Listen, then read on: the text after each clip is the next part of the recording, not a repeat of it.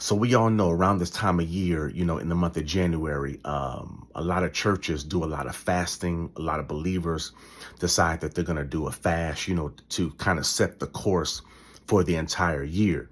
And it's absolutely necessary to fast and pray. Fasting and prayer is a powerful weapon that we have in our arsenal, right?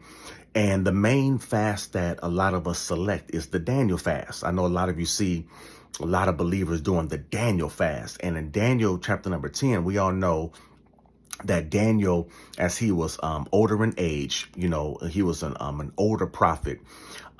He did a 21-day consecration fast where he, pretty much just ate fruit, vegetables, drank only water, stayed away from sweets, other delicacies, and things of that nature, so he can consecrate and set himself aside to the Lord. And we all know that he got tremendous results, breakthroughs, angelic visitation, revelation of the future, wisdom, just amazing things happen. And so what we do is we see what God did for Daniel during that 21 days. And we're like, man, let's do that. Let's do Daniel's fast, right?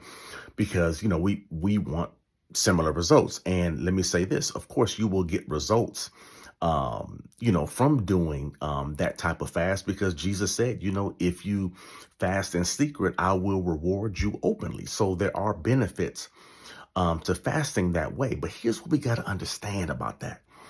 The reason why Daniel got the results Daniel got is because he did Daniel's fast. He did Daniel's fast. He did the fast that the Spirit of God prompted him to do. And so because obedience is better than sacrifice, it's not necessarily in the 21 days.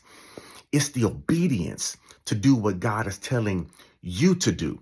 Now, if God is telling you to do 21 days and abstain from this and that, then of course you get the benefits. But I think a lot of times we just kind of just default to say, hey, well, let's just do what Daniel did. Well, Daniel got the results he did because he did what God told him to do. And so I really believe that, especially when it comes to fasting, of course, there's always blessing and reward when you just go ahead and fast. But I believe the real deliverance happens when you find out the fast that God is telling you to do, the specific way that God is telling you to fast, because I've learned obedience is better than sacrifice. So that's just my thought when it comes to fasting, because I believe the real power is not in just doing Daniel's fast, it's in doing your fast.